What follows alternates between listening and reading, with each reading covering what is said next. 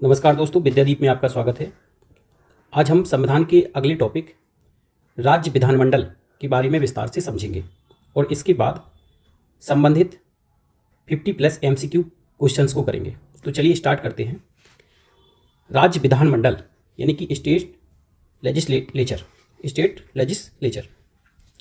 तो दोस्तों, जिस प्रकार से संसद के 3 अंग होते थे, उसी प्रकार से राज्य विधानमंडल के भी कितने अंग होते हैं? 3 अंग होते हैं। ये कौन कौन से अंग है? तो एक तो होगा विधानसभा, विधान परिषद और राज्यपाल को भी विधानमंडल का अभिन्न अंग माना जाता है। हाँ, वो अलग बात है कि विधान परिषद सभी राज्यों में नहीं है, केवल भारत के 6 राज्यों में विधान परिषद है। यहाँ पे कुछ अनुच्छेद भी इंपॉर्टेंट हैं। जिस प्रकार से हमने संसद के लिए एक आपको ट्रिक बताई थी, 79, 80 और 81, एक शब्द बताया था सरल। सा से संसद, रा से राज्यसभा और ला से लोकसभा, यानी कि 79 अनुच्छेद 79 में संसद दिया गया था, 80 में राज्यसभा दिया गया था और 81 में लोकसभा दिया गया था। इसी प्रकार से आपको यहां भी याद रखना है 168, 169 और 170। यहां पे संसद दिया गया था, यहां पे क्या है आपका 168 में विधानमंडल। फिर क्या संसद के बाद क्या आया था? उच्च सदन यानी कि राज्यसभा। इसी प्रकार यहां पे क्या आएगा? विधान परिषद। तो 169 में क्या दिया है? विधान परिषद का गठन और समाप्ति कैसे की जा सकती है, मतलब ये दिया गया है। और 170 में निम्न सदन यानी कि विधानसभा की संरचना के बारे में दिया गया। तो याद रहेगा, क्रम से हैं, जैसे संसद में क्रम से थे वैसे ही सबसे पहले संसद, फिर राज्यसभा, फिर लोकसभा, यहाँ पे है विधानमंडल, फिर उच्च सदन यानी कि विधान परिषद, फिर विधानसभा। तो अभी हमने बताया कि जो विधानमंडल है उसकी यदि बात करें तो कितने अंग होते हैं? 3 अंग होते हैं, विधानसभा, विधान परिषद और राज्यपाल। यदि हम सदन की बात करें तो सदन 2 ही हैं, एक उच्च सदन और एक निम्न सदन। विधान परिषद को क्या बोलते हैं? उच्च सदन। और विधानसभा को क्या बोलते हैं? निम्न सदन। ठीक है। अब क्या सभी राज्यों में विधान परिषद है? नहीं। तो प्रत्येक राज्य में विधानमंडल तो होगा, ये तो निश्चित बात है, लेकिन जरूरी नहीं है कि सभी राज्यों में विधान परिषद हो। सभी राज्यों में विधान परिषद नहीं है। आपका जो विधानमंडल है वो 1 सदनी भी हो सकता है और 2 सदनी भी हो सकता है। मतलब विधानसभा तो सभी राज्यों में है, विधान परिषद 6 राज्यों में ही है। तो जिन राज्यों में विधान परिषद भी है और विधानसभा भी है, वहां का सदन कैसा हो गया? 2 सदनी। और जहां पे केवल विधानसभा है वहां का सदन कैसा हो गया? 1 सदनी। क्लियर? आगे चलते हैं। अब अगर हम विधानसभा विधान परिषद की बात करें, विधानसभा और विधान परिषद की बात करें, तो अभी हमने बताया कि विधान परिषद किस अनुच्छेद में दिया गया है कि विधान परिषद का गठन कैसे होगा या समाप्ति कैसे की जा सकती है, ये दिया गया है अनुच्छेद 169 में। और विधानसभा की संरचना के बारे में किसमें दिया गया है? 170 में। अब इनके उपनाम जो कि महत्वपूर्ण है आपको याद रखने हैं। विधान परिषद को हम क्या बोलते हैं? उच्च सदन। और विधानसभा को क्या बोलते हैं? निम्न सदन। इसी प्रकार विधानसभा चूंकि कभी भंग नहीं की जा सकती, इसके जो सदस्य होते हैं वो केवल 1/3 सदस्यों का ही प्रति 2 साल बाद चुनाव होता है, यानी कि पूरी विधान परिषद कभी भी भंग नहीं होती। इस वजह से इसको स्थायी सदन भी बोलते हैं, क्योंकि ये भंग नहीं होती। और जो विधानसभा है वो कैसा है? अस्थायी सदन है। जैसे हमने संसद में पढ़ा था, लगभग वैसे ही चल रहा है सब। इसको हम द्वितीय सदन बोलते हैं। विधान परिषद को क्या बोलते हैं? द्वितीय सदन। और विधानसभा को क्या बोलते हैं? प्रथम सदन। विधान परिषद को अप्रत्यक्ष सदन भी बोलते हैं। क्यों? क्योंकि इसके जो सदस्य हैं वो सीधे जनता द्वारा नहीं चुने जाते हैं। ठीक है ना? इस वजह से मतलब सभी सदस्य जनता द्वारा नहीं चुने जाते हैं। और जो विधानसभा है, विधानसभा को हम प्रत्यक्ष सदन कहते हैं। क्यों? क्योंकि इनके सदस्यों का जो चुनाव होता है वो सीधे जनता द्वारा किया जाता है। अब जो विधान परिषद है इसे बुजुर्गों के या बड़ों का सदन या बुद्धिजीवियों का सदन भी कहते हैं। और जो विधानसभा है उसे क्या बोलते हैं हम? युवाओं का सदन। तो ये कुछ उपनाम है, आपको अच्छे से याद रख लेने हैं। आगे चलते हैं। अब हम पहले बात करेंगे विधानसभा की, कि विधानसभा की संरचना और योग्यता के बारे में। तो अभी पढ़ा था कि विधानसभा की संरचना किस अनुच्छेद में दिया है? 170 में। तो नंबर 1 तो विधानसभा में अधिकतम, किसी भी राज्य की विधानसभा में अधिकतम कितने सदस्य हो सकते हैं? 500। आपको बिल्कुल अच्छे से याद रखना है, इंपॉर्टेंट है, पूछा जाता है। किसी भी राज्य की विधानसभा में अधिकतम सदस्य कितने हो सकते हैं? 500 और कम से कम 60। जो सदस्यों की संख्या है वो अधिकतम 500 और कम से कम 60। और इसके कुछ अपवाद भी हैं। कम से कम 60 होने चाहिए, नियम तो है 60 कम से कम होना चाहिए, लेकिन कुछ राज्य ऐसे हैं जहाँ की जनसंख्या बहुत कम है, तो वहाँ पे जो सदस्य संख्या है वो 60 से भी कम है। 3 ऐसे राज्य हैं, ये आपको याद रखना है। एक तो सिक्किम, गोवा और मिजोरम। सबसे कम किस राज्य की विधानसभा में सदस्य संख्या सबसे कम है? तो वो कौन सा राज्य है आपका? सिक्किम, केवल 32 सदस्य। क्लियर? मतलब यहाँ की विधानसभा में केवल 32 ही विधायक रहते हैं। गोवा और मिजोरम में कितने हैं? 40। और चूंकि हम उत्तर प्रदेश पुलिस के लिए विशेष वीडियो बना रहे हैं, इसलिए आपको उत्तर प्रदेश की याद होनी चाहिए कि उत्तर प्रदेश में विधानसभा की सीटें कितनी हैं? तो 403। कितनी है? 403। और विधान परिषद की कितनी है? तो 100 है। विधानसभा की है 403 और विधान परिषद की कितनी है? 100। तो इतनी बात क्लियर है। अब हम चाहते हैं कि विधानसभा का सदस्य होने के लिए आयु सीमा क्या निर्धारित की गई है? तो मतलब विधायकी का चुनाव लड़ने के लिए कम से कम उम्र कितनी होनी चाहिए? 25 वर्ष। क्लियर? और इनका कार्यकाल कितना होता है विधानसभा सदस्यों का? तो 5 वर्ष का कार्यकाल होता है। और एक पॉइंट और याद रखना है कि जो भी मुख्यमंत्री नियुक्त किया जाता है, मुख्यमंत्री किसे बनाया जाता है? जिस पार्टी को लोकसभा में विधानसभा में बहुमत हो या विधान परिषद में, तो विधान परिषद से कोई लेना देना नहीं है। जिस पार्टी की भी लोकसभा में ज़्यादा सीटें आई, मतलब जिस पार्टी के, यहाँ लोकसभा भूल गया मैं, विधानसभा बोलना चाहिए था, जिस पार्टी की भी विधानसभा सीटें ज़्यादा हैं, यानी कि जिस पार्टी के ज़्यादा विधायक चुने गए हैं, उस पार्टी का जो अध्यक्ष होगा, उस पार्टी का जो भी अध्यक्ष होगा, वो अध्यक्ष जिसे कहेगा उसी पार्टी के व्यक्ति को क्या बना दिया जाएगा? मुख्यमंत्री राज्यपाल महोदय द्वारा नियुक्त कर दिया जाता है। ठीक है? तो आपको याद रखना है कि मुख्यमंत्री किसे नियुक्त किया जाता है? तो विधानसभा में बहुमत दल के नेता को मुख्यमंत्री बनाया जाता है। विधानसभा में बहुमत दल के नेता को। आगे चलते हैं। अब हम विधान परिषद की बात करते हैं। तो अभी पढ़ा था हमने कि विधान परिषद के गठन और समाप्ति का उल्लेख किस अनुच्छेद में किया गया है? तो 169 में। क्लियर? अब विधानसभा के लिए भी यदि हम बात करें कि विधानसभा के लिए भी क्या निर्धारित है कि अधिकतम सीटें कितनी हो सकती, कम से कम सीटें हो सकती हैं, और अब बाद कौन है और उत्तर प्रदेश में कितनी है? देखो वहां पे क्या था विधानसभा में कि अधिकतम सीटें कितनी हो सकती हैं? 500। क्लियर? लेकिन जो विधान परिषद है, किसी राज्य की विधान परिषद में अधिकतम सीटें हो सकती हैं उस राज्य की विधानसभा सीट का 1/3। उस राज्य की विधानसभा सीट का 1/3। ठीक है ना? जैसे उत्तर प्रदेश में कितनी है? 403। तो जो 403 का 1/3 है उससे ज्यादा नहीं हो सकती। क्लियर? उससे ज्यादा नहीं हो सकती। कम तो हो सकती, ज्यादा नहीं हो सकती। तो किसी राज्य की विधान परिषद में अधिकतम सीटें कितनी हो सकती हैं? उस राज्य की विधानसभा सीटों का 1/3। और कम से कम वहां पे कितना था? 60। विधानसभा सीटें कम से कम कितनी होनी चाहिए थी? 60। और विधान परिषद सीटें कितनी होंगी? 40। 40 से कम नहीं होंगी। और वर्तमान में कितने राज्यों में विधान परिषद है? तो आपको याद रखना है वर्तमान में कितने राज्यों में है? 6 राज्य में। कितने राज्यों में? 6। कौन कौन से? तो महाराष्ट्र, बिहार, तेलंगाना, यूपी, कर्नाटक और आंध्र प्रदेश। और इन 6 में भी कहीं पे भी 40 से कम नहीं है, मतलब वर्तमान में इनका अपवाद नहीं है। और उत्तर प्रदेश में कितनी है? तो 100। उत्तर प्रदेश में विधान परिषद सीटें कितनी हैं? 100। विधानसभा सीटें कितनी थी? 403। अब हमें याद रखना है कि अगर मान लो किसी राज्य में विधान परिषद है और उसकी समाप्ति करना है, या मान लो किसी राज्य में विधान परिषद नहीं है उसका गठन करना है, तो उसकी क्या प्रक्रिया है? तो इसकी प्रक्रिया ही दी गई है अनुच्छेद 169 में। और सीधा सीधा है कि किसी भी राज्य में विधान परिषद का गठन या समाप्ति कौन कर सकता है? संसद। कौन कर सकता है? संसद। लेकिन संबंधित राज्य एक प्रस्ताव पारित करेगा, उसके बाद ही संसद कर सकती है। मतलब जिस राज्य में भी विधान परिषद को गठन करना है या समाप्त करना है, वह राज्य एक प्रस्ताव पारित करके संसद को भेजेगा। ठीक है ना? इसके बाद संसद साधारण बहुमत से उस राज्य में विधान परिषद का गठन या समाप्त कर सकती है। क्लियर? तो किसी भी राज्य में विधान परिषद का गठन या समाप्त करने का अधिकार किसको है? संसद को। लेकिन उसके लिए जरूरी है कि संबंधित राज्य एक प्रस्ताव पास करके भेजे संसद में। क्लियर? अब विधान पर अभी हमने पढ़ा कि विधानसभा सदस्य होने के लिए न्यूनतम आयु कितनी होनी चाहिए? 25 वर्ष। लेकिन विधान परिषद, विधानसभा सदस्य मतलब जो विधानसभा में विधायक होते हैं उनको बोलते हैं एमएलए। क्या बोलते हैं? एमएलए। और जो विधान परिषद के सदस्य होते हैं उनको बोलते हैं एमएलसी। क्या बोलते हैं? एमएलसी। तो एमएलसी के लिए यानी कि विधान परिषद सदस्य के लिए न्यूनतम आयु कितनी है? 30 वर्ष। बिल्कुल वैसे ही चल रहा है जैसा संसद होता है। ठीक है ना? और इनका कार्यकाल कितना होता है? 6 वर्ष। उनका कितना होता था? 5 वर्ष। लेकिन ऐसा नहीं है कि सभी सदस्यों का कार्यकाल एक साथ समाप्त हो। 2 साल बाद 1/3 का, 2 साल बाद 1/3 का, 2 साल बाद 1/3 का, मतलब सभी सदस्य एक साथ पद नहीं छोड़ते। इस वजह से ये स्थायी सदन है। क्लियर? तो सेवानिवृत्ति का क्या नियम है कि 1/3 सदस्य प्रत्येक दूसरे वर्ष रिटायर्ड होते हैं। कार्यकाल तो सबका 6 साल होता है।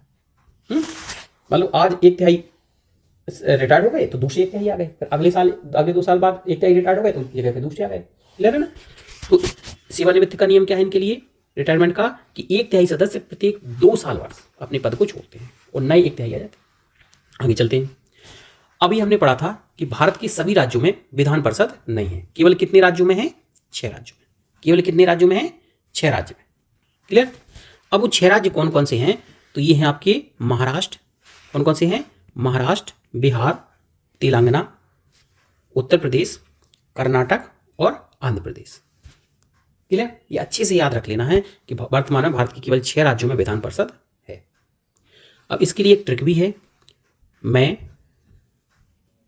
B2 का वी BI से हो गया बिहार, 2 T से तेलंगाना, U B2 U से उत्तर प्रदेश, का कर्नाटक और आंध्र प्रदेश। पहले ट्रिक होती थी मैं बीजू का।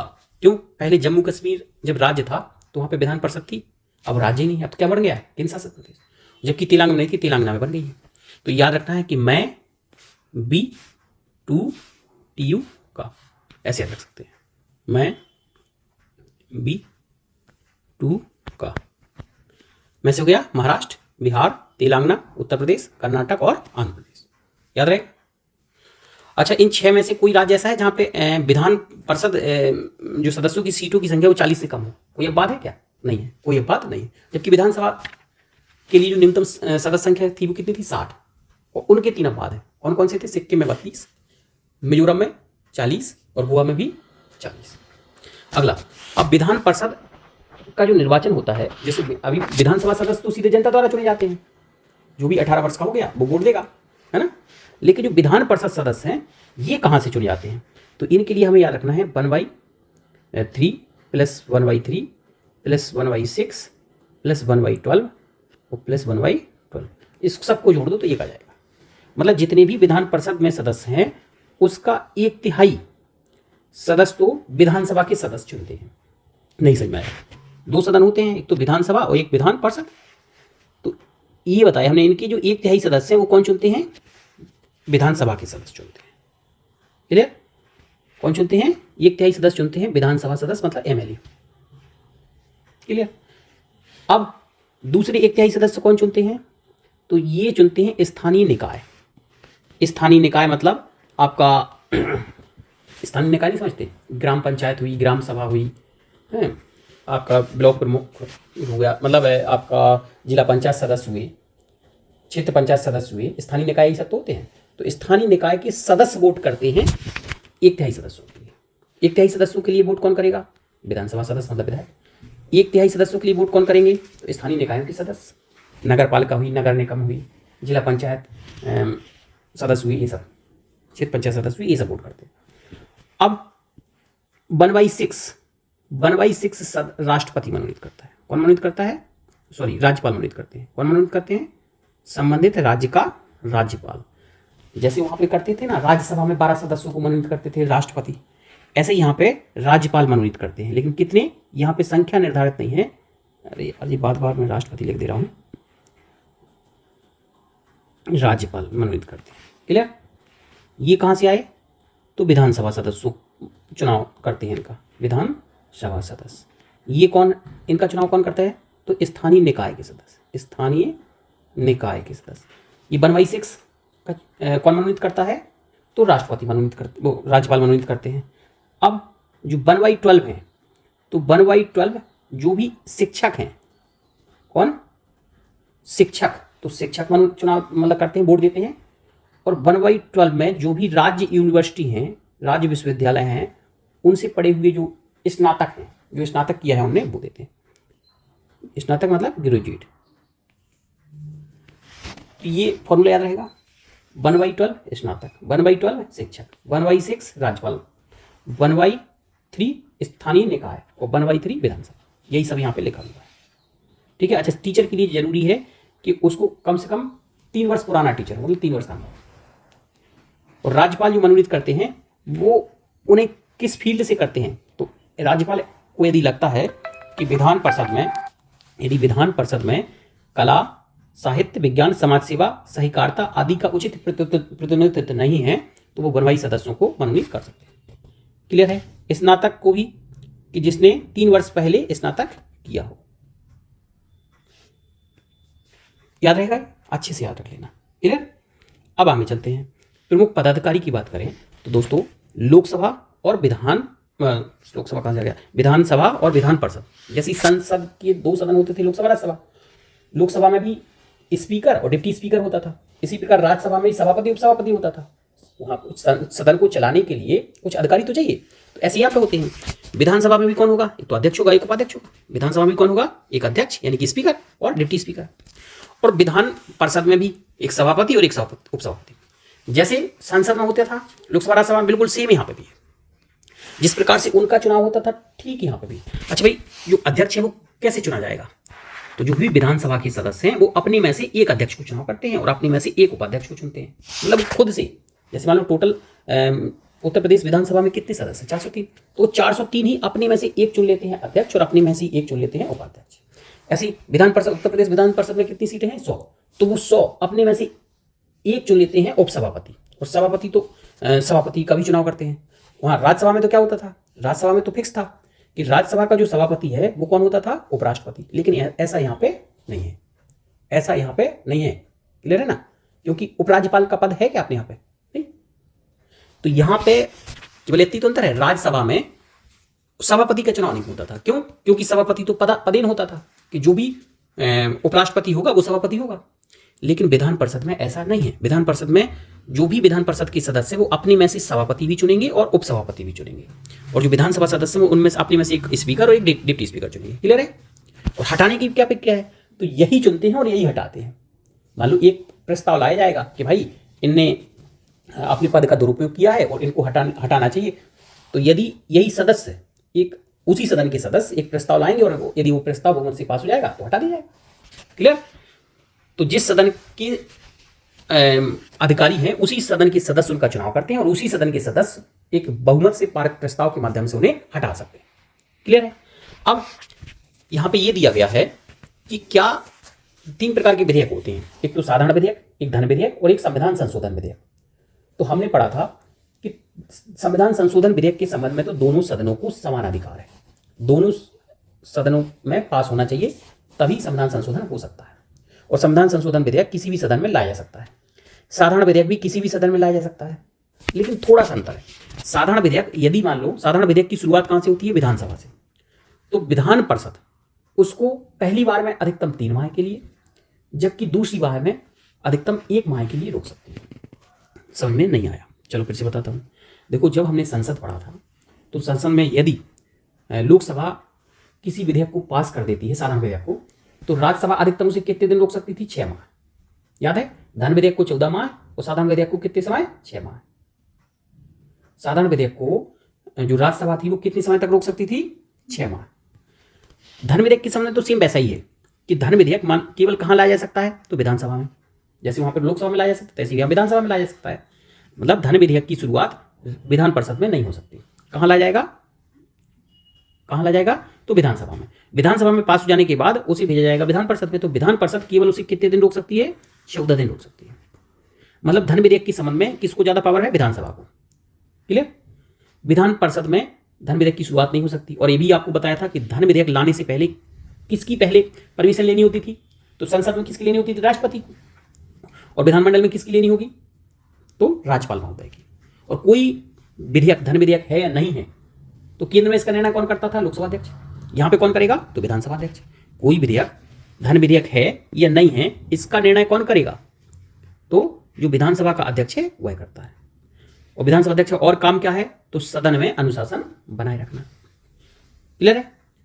और जो दूसरा साधारण विधेयक के संबंध में क्या है, साधारण विधेयक दोनों सदन में लाया जा सकता है, लेकिन यदि विधानसभा में लाया जाता है, विधानसभा में पास हो गया, इसके बाद उसको विधान परिषद में भेजा जाता है, तो विधान परिषद अधिकतम उसे पहली बार में 3 माह के लिए और दूसरी बार में अधिकतम 1 माह के लिए, यानी कि टोटल 4 माह के लिए रोक सकती है।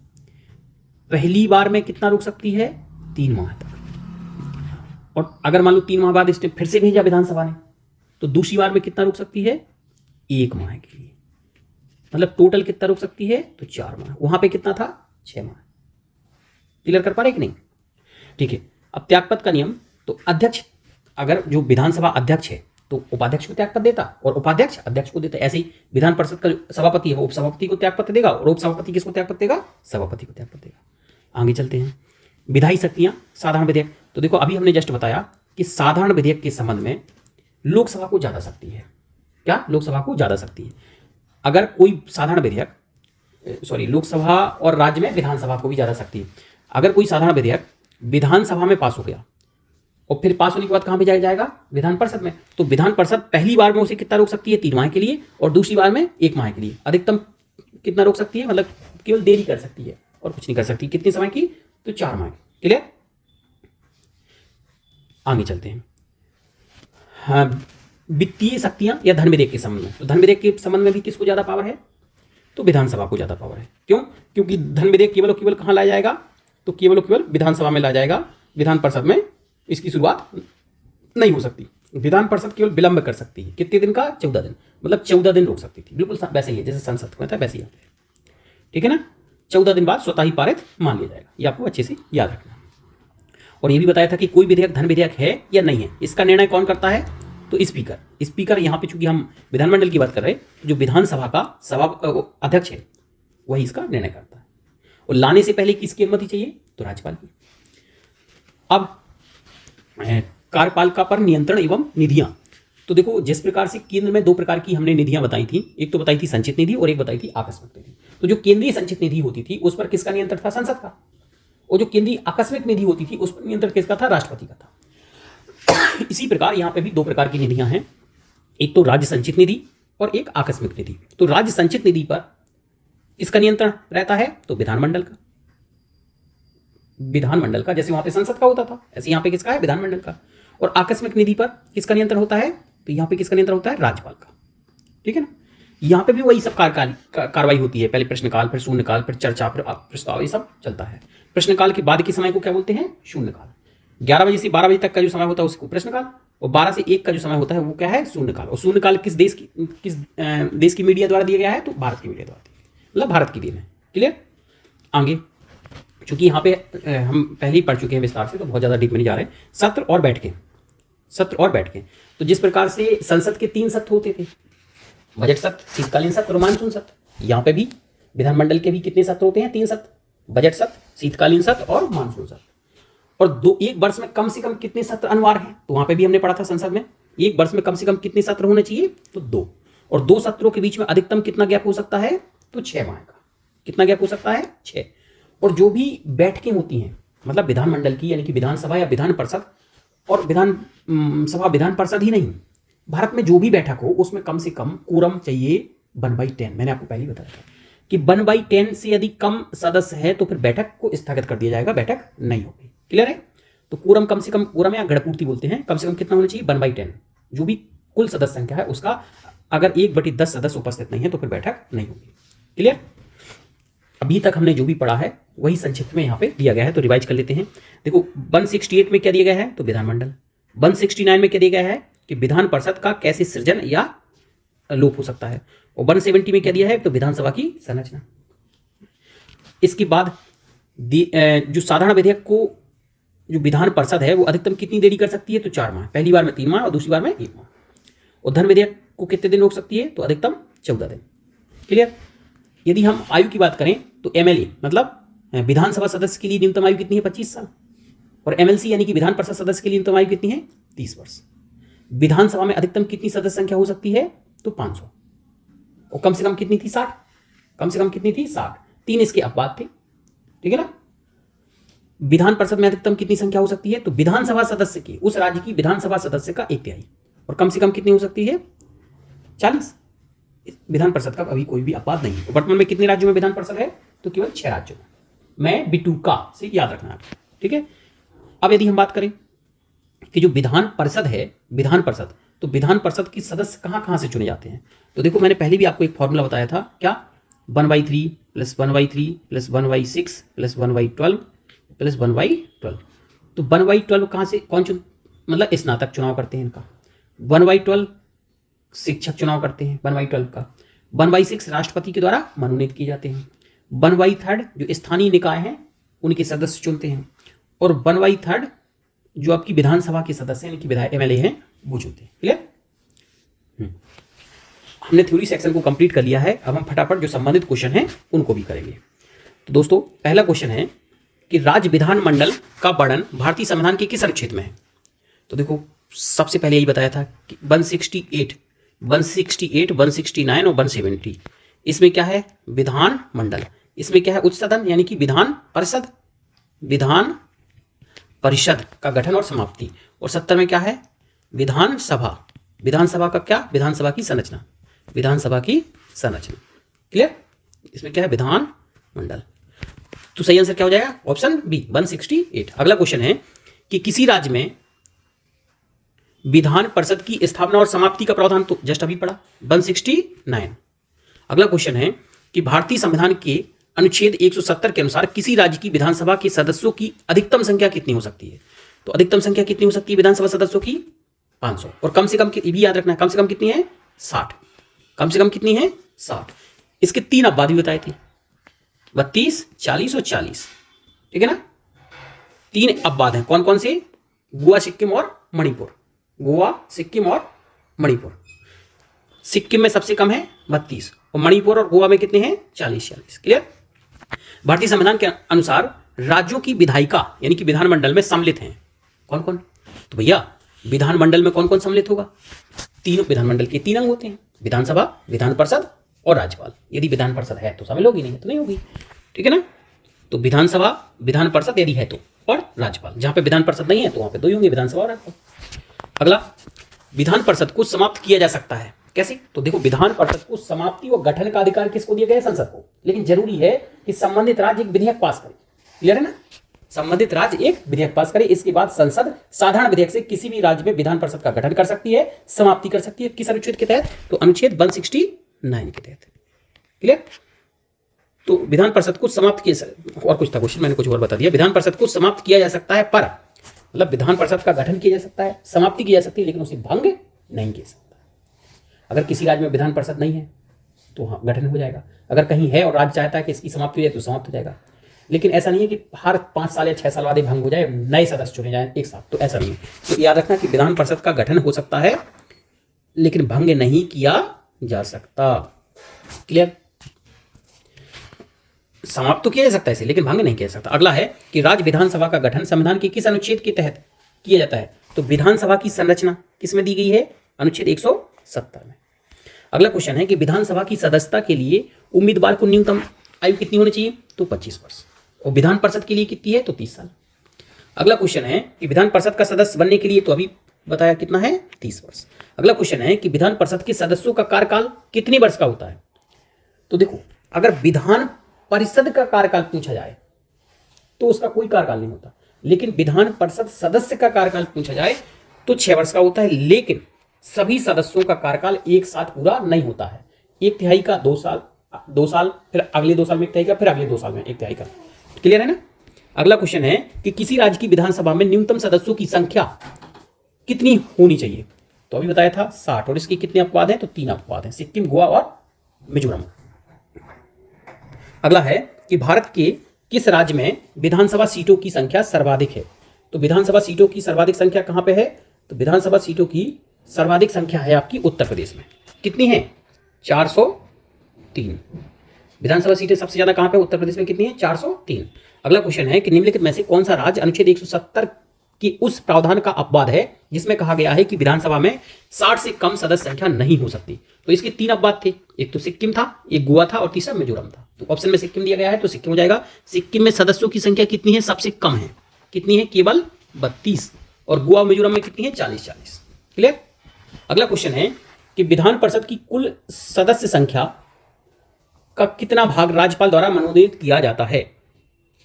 तो राज्यपाल कितने सदस्यों को मनोनीत करता है? तो विधानसभा सदस्य का जो भी विधान परिषद में जितने भी सदस्य हैं उस राज्य की विधान परिषद में, उसका 1/6 सदस्यों को कौन मनोनीत करता है? राज्यपाल। जबकि संसद में, राज्यसभा में कितने सदस्य मनोनीत करता था राष्ट्रपति? 12। ये किस क्षेत्र के होने चाहिए? तो विज्ञान, कला, साहित्य, समाज सेवा के क्षेत्र के। विज्ञान, कला, साहित्य, समाज सेवा। राजनीति का इनसे कोई लेना देना। अगला क्वेश्चन है कि राज्य विधान परिषद के सदस्यों का कितना हिस्सा स्थानीय निकायों द्वारा चुना जाता है? तो 1/3 सदस्य तो चुना जाता है स्थानीय निकाय द्वारा, और 1/3 सदस्य चुने जाते हैं आपके विधायकों द्वारा, मतलब MLA द्वारा, विधानसभा सदस्यों द्वारा। क्लियर? अगला क्वेश्चन है कि विधान परिषद की कुल सदस्य संख्या का कितना हिस्सा राज्य विश्वविद्यालय के स्नातक? तो 1/12 चुनते हैं स्नातक और 1/12 ही चुनते हैं शिक्षक। क्लियर? अगला है कि कोई भी धन विधेयक राज्य विधानसभा में किसकी अनुमति से बिना प्रस्तुत नहीं किया जा सकता है।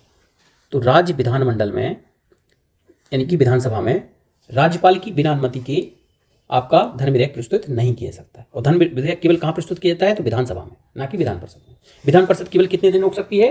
तो 14 दिन। और कोई विधेयक धन विधेयक है या नहीं है इसका निर्णय कौन करता है? तो विधानसभा का अध्यक्ष यानी कि स्पीकर। क्लियर? अगला क्वेश्चन है कि कोई विधेयक धन विधेयक है या नहीं है इसका निर्णय कौन करता है? तो अभी बताया हमने, विधानसभा का अध्यक्ष यानी कि स्पीकर। क्लियर? अगला है कि राज्य विधानसभा में कोई भी धन विधेयक स्थापित नहीं किया जा सकता है सिवाय, मतलब राज्य की जो विधानसभा है उसमें तब तक कोई धन विधेयक नहीं लाया जा सकता जब तक कि राज्यपाल की संस्तुति ना मिल जाए, राज्यपाल की परमिशन ना मिल जाए। ये पूछो। अगला है कि विधानसभा अध्यक्ष अपना त्यागपत्र किसे देता है? तो सीधी बात है, बताया था, अध्यक्ष उपाध्यक्ष को और उपाध्यक्ष अध्यक्ष को। इसी प्रकार विधान परिषद में सभापति उपसभापति को और उपसभापति सभापति को। तो अध्यक्ष किसको देगा? उपाध्यक्ष को। अगला है कि विधानसभा उपाध्यक्ष अपना त्यागपत्र, तो उपाध्यक्ष किसको देगा? अध्यक्ष को। तो विधानसभा अध्यक्ष को। अगला क्वेश्चन है कि विधानसभा के सदस्यों की निर्हरताओं से संबंधित प्रश्नों पर अंतिम निर्णय किसके द्वारा किया जाता है? मतलब कि जो विधानसभा सदस्यों की डिस्क्वालिफिकेशन के संबंध में अगर कोई प्रश्न उठता है तो उसका अंतिम निर्णय कौन करता है? तो दोस्तों राज्यपाल द्वारा किया जाता है। किसकी सलाह पर? तो केंद्रीय निर्वाचन आयोग की सलाह पर, क्योंकि जो संसद के चुनाव होते हैं वो कौन कराता है? केंद्रीय निर्वाचन आयोग। और जो आपके विधायकों के चुनाव होते हैं यानी कि विधानमंडल के चुनाव होते हैं वो भी कौन कराता है? तो वो भी केंद्रीय निर्वाचन आयोग। लेकिन जो स्थानीय निकाय चुनाव होते हैं वो कराते हैं आपके राज्य निर्वाचन आयोग। ठीक है ना? तो जो चुनाव कराता है उसी से तो परामर्श लेगा। ठीक है ना? तो अगर विधानसभा सदस्यों की डिस्क्वालिफिकेशन के संबंध में कोई क्वेश्चन उठता है तो उसका अंतिम डिसीजन कौन करता है? राज्यपाल। लेकिन किसकी परामर्श पर? तो केंद्रीय चुनाव आयोग की परामर्श पर। किसकी चुनाव पर? केंद्रीय चुनाव आयोग, क्योंकि केंद्रीय चुनाव आयोग ही आपका विधानमंडल के चुनाव कराता है और संसद वाले भी चुनाव कराता है। क्लियर? क्लियर है? अगला, राज्य सरकार के मंत्रियों के वेतन भत्तों का निर्धारण किसके द्वारा किया जाता है? तो राज्य सरकार के जो भी मंत्री हैं, क्लियर बात है, कौन करेगी? तो विधानमंडल करेगी। अगर संसद के कोई मंत्री हैं, मतलब केंद्र के कोई मंत्री हैं, सांसद हैं, तो उनकी वेतन भत्ते का निर्धारण कौन करता है? संसद करती है। इसी प्रकार कोई विधायकों की जो वेतन भत्ते का निर्धारण कौन करेगा? राज्य विधानमंडल करेगी। ठीक है ना? जो भी राज्य के मंत्री हैं वो होंगे तो विधायक ही। अगली बात है कि संविधान के किस अनुच्छेद के तहत राज्यपाल मुख्यमंत्री की नियुक्ति करता है? तो हमने कल भी पढ़ा था, जब मुख्यमंत्री के बारे में पढ़ा था कि अनुच्छेद 164, संविधान के अनुच्छेद 164 के तहत राज्यपाल मुख्यमंत्री की नियुक्ति करता है। लेकिन किसे नियुक्त करेगा? तो जिस पार्टी को विधानसभा में बहुमत मिला है, जिस पार्टी की विधानसभा सीटें ज्यादा हैं, तो विधानसभा में बहुमत दल के नेता को राज्यपाल मुख्यमंत्री नियुक्त करता है। कौन से अनुच्छेद के तहत? तो अनुच्छेद 164 के तहत। अगला क्वेश्चन है कि बिना विधानसभा का सदस्य निर्वाचित हुए कोई मंत्री कितने समय तक पद पर रह सकता है? तो बिल्कुल वैसे ही संसद जैसा कि अगर कोई व्यक्ति विधायक नहीं है, मतलब विधानसभा सदस्य नहीं है, तो वो मंत्री बन सकता है, लेकिन अधिकतम कितने समय के लिए? 6 माह के लिए। 6 माह के अंदर उसे सदस्यता ग्रहण करनी होगी। यदि सदस्यता ग्रहण नहीं की तो उसे अपना त्यागपत्र देना होगा, मतलब उसका पद खाली समझा जाएगा। ऐसे केंद्र में था कि केंद्र में जो भी सांसद हैं वो मंत्री बन सकते हैं, मंत्री क्या वो प्रधानमंत्री भी बन सकते हैं, लेकिन उन्हें 6 माह के अंदर सदस्यता ग्रहण करनी होगी। अगला है कि विधानसभा की गणपूर्ति कोरम, तो पहले बता चुका हूं कि कहीं भी बैठक हो, चाहे वो लोकसभा हो, राज्यसभा हो, विधानसभा हो, विधान परिषद हो, जो कोरम है वो कम से कम कितना होना चाहिए? 1/10। और एक मैंने 1/6 बताया था। क्या बताया था? कि अगर कहीं भी चुनाव होते हैं और यदि आपको कुल वोटों का 1/6 नहीं मिलते हैं तो आपकी जमानत क्या हो जाती है? जब्त हो जाती है। तो 1/6 बिल्कुल दिमाग में बैठा लो और 1/10 भी दिमाग में बैठा लो। 1/10 क्या किसके लिए? कोरम है गणपूर्ति के लिए। अगला, विधान परिषद की कितने सदस्य प्रत्येक दूसरे वर्ष अवकाश ग्रहण करते हैं? तो प्रत्येक 2 साल बाद 1/3 सदस्य अवकाश ग्रहण करते हैं। विधान परिषद के सभी सदस्य एक साथ रिटायर्ड नहीं होते हैं, 1/3 रिटायर्ड होंगे, उनकी जगह पे दूसरे जाएंगे। तो अगला क्वेश्चन है कि विधानसभा का सत्र कम से कम कितनी बार आहूत किया जाना चाहिए 1 साल में, वर्ष में? तो हमने बताया कि सत्र वैसे तो होते हैं 3, लेकिन 1 साल में कम से कम कितने सत्र बुलाए जाने चाहिए? तो 2, और 2 सत्रों के बीच में अधिकतम गैप कितना हो सकता है? तो 6 माह का। अगला है कि विधानसभा बैठक की अंतिम तिथि और दूसरी बैठक की प्रथम तिथि, पहली बैठक की अंतिम तिथि और दूसरी बैठक की पहली तिथि, मतलब वो आपसे पूछ रहा है कि 2 सत्रों के बीच में गैप, तो अधिकतम कितना हो सकता है? 6 माह। अगला क्वेश्चन है कि राज्य विधान परिषद की संरचना अथवा विघटन किया जा सकता है। तो जिन राज्यों में राज्य विधान परिषद है उनका विघटन या नहीं है तो उनकी संरचना कौन कर सकता है? संसद। लेकिन जरूरी है कि उसके लिए एक संबंधित राज्य क्या करे? एक विधेयक पास करे। ठीक है ना? तो विधान परिषद की संरचना और विघटन का अधिकार किसको दिया गया? संसद को। लेकिन संसद अपने मन से नहीं कर सकती है, जब संबंधित राज्य ऐसा इस संबंध में कोई विधेयक पास करे तब। क्लियर? अगला है कि भारतीय संविधान के अनुसार राज्य की विधायिका की उच्च सदन यानी कि विधान परिषद का आकार उस राज्य की विधानसभा की कुल सदस्य संख्या का कितने से अधिक नहीं होनी चाहिए। मतलब विधान परिषद की जो सदस्य संख्या है वो विधानसभा से कितने से अधिक नहीं होनी चाहिए। तो विधानसभा सदस्य का एक तिहाई, विधानमंडल के 2 सदन से, एक तो विधान सभा और एक विधान परिषद। तो विधान परिषद में अधिकतम 1/3 सदस्य हो सकते हैं। किसका 1/3? तो विधानसभा सदस्य का 1/3। यही तो बताया था। तो सही आंसर क्या हो जाएगा? 1/3। अगला क्वेश्चन है कि किसी राज्य में विधान परिषद की न्यूनतम सदस्य संख्या कितनी होनी चाहिए? तो 40 से कम नहीं होनी चाहिए। अभी वर्तमान में कितने राज्यों में विधान परिषद है? तो 6 राज्यों में। मैं B2 का से याद रखना है, ठीक है ना। मैं से महाराष्ट्र, B से बिहार, T से तेलंगाना, U से उत्तर प्रदेश, K से कर्नाटक और A से आंध्र प्रदेश। तो वर्तमान में केवल 6 राज्यों में विधान परिषद है और एक भी अपवाद नहीं है, ऐसा कोई भी राज्य नहीं है जहां पे 40 से कम वर्तमान में सदस्य हो। पहले जम्मू कश्मीर में थी, लेकिन जम्मू कश्मीर अब राज्य नहीं है। अगला है कि विधानसभा सत्रावसन की अवधि में राज्यपाल द्वारा जारी किए गए अध्यादेश की अधिकतम अवधि कितनी हो सकती है। तो देखो, जब हमने केंद्र के बारे में पढ़ा था तो उस समय बताया था कि जब संसद के सत्र ना चल रहे हों तो राष्ट्रपति अपना एक कानून लाता था जिसे हम क्या बोलते थे? अध्यादेश। इसी प्रकार जब विधानमंडल के सत्र ना चल रहे हों तब क्या होता है कि राज्यपाल अपना एक कानून लाता है जिसे क्या बोलते हैं? अध्यादेश। राष्ट्रपति किस अनुच्छेद के तहत अध्यादेश जारी करता था? तो अनुच्छेद 123 के तहत। और इन दोनों को पलट दो, 2 रेख को, तो क्या हो जाएगा? 213। तो 213 के तहत कौन अध्यादेश जारी करता है? तो राज्यपाल। क्लियर है ना। और राज्यपाल द्वारा जो भी अध्यादेश लाया जाता है उसका प्रभाव वही होता है जो कि विधानमंडल द्वारा बनाए गए कानून का। क्लियर है। लेकिन शर्त यह है कि जैसे ही सत्र की शुरुआत होती है, चूंकि अध्यादेश तो तभी लाया जाएगा जब सत्र ना चल रहा हो। शर्त यह है कि जैसे ही सत्र की शुरुआत होती है, मतलब बैठकें होने लगती हैं, तो 6 सप्ताह के अंदर उसे पास हो जाना चाहिए। दोनों सदनों में पास हो जाना चाहिए। अगर पास हो गया तो परमानेंट कानून बन गया, अगर फेल हो गया तो उसका प्रभाव फिर समाप्त। तो इसका सही आंसर क्या हो जाएगा? विधानसभा सत्र प्रारंभ होने के 6 सप्ताह तक। अगला क्वेश्चन है कि राज्य मंत्रिपरिषद सामूहिक रूप से किसके प्रति उत्तरदायी होती है? बिल्कुल वैसा ही है जैसे हमने केंद्र में पढ़ा था कि सामूहिक, एक समूह के प्रति, मतलब मंत्रिपरिषद, जो भी राज्य मंत्रिपरिषद है वो सामूहिक रूप से किसके प्रति उत्तरदायी होती है? तो विधानसभा के प्रति। और यदि व्यक्तिगत रूप से कहें तो राज्यपाल के प्रति। क्लियर। सामूहिक रूप से समूह मतलब विधानसभा के प्रति और व्यक्तिगत रूप से राज्यपाल के प्रति, जैसे संसद केंद्र में था, बिल्कुल वैसे ही। अगला क्वेश्चन है कि निम्नलिखित में से किसे भंग नहीं किया जा सकता पर समाप्त किया जा सकता? तो अभी बताया कि जो विधान परिषद है उसको समाप्त तो किया जा सकता है, अगर किसी राज्य में है तो पूरी तरह से समाप्त, लेकिन उसे बीच में भंग नहीं किया जा सकता है। अगला है भंग का मतलब है कि जो भी सदस्य हैं वो सबके सब उनका कार्यकाल समाप्त, दोबारा से चुनाव। तो ऐसा नहीं होता, क्योंकि सभी सदस्य विधान परिषद के एक साल रिटायर्ड नहीं होते, हर प्रत्येक 2 वर्ष में एक तिहाई। अगला है कि 2019 में किस राज्य की विधान परिषद को समाप्त कर दिया गया था? तो किस राज्य की विधान परिषद को? जम्मू कश्मीर राज्य की विधान परिषद को 2019 में समाप्त कर दिया गया। अब जम्मू कश्मीर के 2 टुकड़े कर दिए गए, एक तो जम्मू कश्मीर और एक लद्दाख, और दोनों को क्या बना दिया गया? केंद्र शासित प्रदेश बना दिया गया। याद रहेगा, पहले जम्मू कश्मीर में भी विधान परिषद थी, ठीक है ना। अगला है कि राज्य विधानसभा के निर्वाचन का संचालन कौन करता है? मतलब संसद के चुनाव तो कौन कराते हैं? केंद्रीय निर्वाचन आयोग। और भैया जो विधानमंडल होता है, मतलब विधानसभा विधान परिषद, वो चुनाव भी केंद्रीय निर्वाचन आयोग ही कराता है। गलती से ये मत कर देना कि राज्य निर्वाचन आयोग। राज्य निर्वाचन आयोग केवल स्थानीय निकाय, मतलब नगर पालिका, नगर निगम, जिला पंचायत अध्यक्ष, जिला पंचायत सदस्य, प्रधानी, ये सब चुनाव। क्लियर। तो कौन कराता है? भारत का निर्वाचन आयोग, केंद्रीय निर्वाचन आयोग। अगला क्वेश्चन है कि विधानसभा अध्यक्ष को उसके पद से किस प्रकार हटाया जा सकता है? जो विधानसभा का अध्यक्ष है, तो चुनाव कौन करते हैं भैया? विधानसभा के सदस्य आपस में से एक अध्यक्ष चुनते हैं, एक उपाध्यक्ष चुनते हैं, और वही उनको एक प्रस्ताव के माध्यम से हटा सकते हैं, ठीक है ना। ऐसे ही विधानसभा में, ऐसी विधान परिषद में जो संबंधित सदन के सदस्य हैं वही उनका चुनाव करते हैं और वही एक प्रस्ताव लाकर उनको हटाते हैं। अगला क्वेश्चन है कि विधान परिषद की सभापति की नियुक्ति किसके द्वारा की जाती है? तो विधान परिषद का जो सभापति है, चाहे तो विधानसभा स्पीकर हो या विधान परिषद का सभापति हो, संबंधित सदस्य जो भी विधान परिषद के सदस्य होंगे वो अपने में से एक सभापति और अपने में से एक उपसभापति का चुनाव करते हैं। तो विधान परिषद के सदस्यों द्वारा अपने बीच में से। अगला क्वेश्चन है कि विधानसभा अध्यक्ष को निर्णायक मत देने का अधिकार कब होता है? वैसे संसद में भी हमने बताया था कि जो स्पीकर होता है या जो सभापति होता है वो निर्णायक मत नहीं देता है, निर्णायक मत नहीं देता है, ठीक है ना। सॉरी, सामान्य कंडीशन में मत नहीं देता है। चलो अगला क्वेश्चन है कि विधानसभा अध्यक्ष को निर्णायक मत देने का अधिकार कब होता है?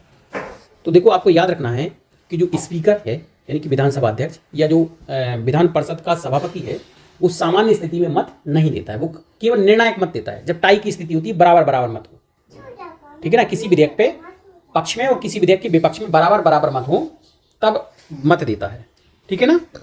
लेकिन केवल निर्णायक मत देता है जब पक्ष और विपक्ष में बराबर मत हो तब। अगला है कि विधानसभा में प्रोटेम स्पीकर की नियुक्ति कौन करता है।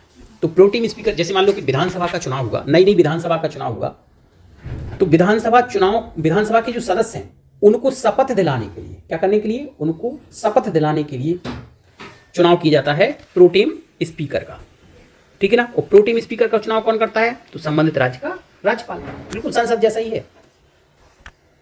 और किसे नियुक्त किया जाता है प्रोटेम स्पीकर, जो कि सबसे वरिष्ठ हो, वरिष्ठ उम्र में वरिष्ठ नहीं, उम्र पद में वरिष्ठ, मतलब जो ज्यादा बार विधायक रहा हो, ज्यादा लंबे समय से विधायक रहा हो या ज्यादा बार विधायक रहा हो। तो क्लियर है। तो प्रोटेम स्पीकर की नियुक्ति कौन करता है, तो राज्यपाल। वहां संसद में कौन करता था, राष्ट्रपति। इनका काम क्या होता है, तो जो भी सदस्य हैं, मतलब विधानसभा के सदस्य, उनको शपथ दिलाना, उनको क्या करना, शपथ दिलाना। और किसको नियुक्त किया जाता है प्रोटेम स्पीकर, तो जो भी क्या होता है, वरिष्ठ सदस्य होता है। वरिष्ठ किस में, उम्र में नहीं, पद में। अगला है कि विधानसभा में वरिष्ठ सदस्य जिसे प्रोटेम स्पीकर नियुक्त किया जाता है, यहाँ वरिष्ठ से क्या तात्पर्य है, तो अभी बताया हमने, वरिष्ठ तात्पर्य आयु से नहीं है, वरिष्ठ तात्पर्य क्या है, अनुभव से वरिष्ठ, यानी कि जिसने ज्यादा लंबे समय तक चुनाव जीते हुए, यानी कि ज्यादा लंबे समय तक विधायक रहा। दोस्तों, यहाँ पे हमारे आज के क्वेश्चन समाप्त होते हैं। वीडियो देखने के लिए बहुत बहुत धन्यवाद। यदि आपको वीडियो पसंद आया हो तो वीडियो को लाइक करें, कमेंट करें और अधिक से अधिक शेयर करें। जय हिंद।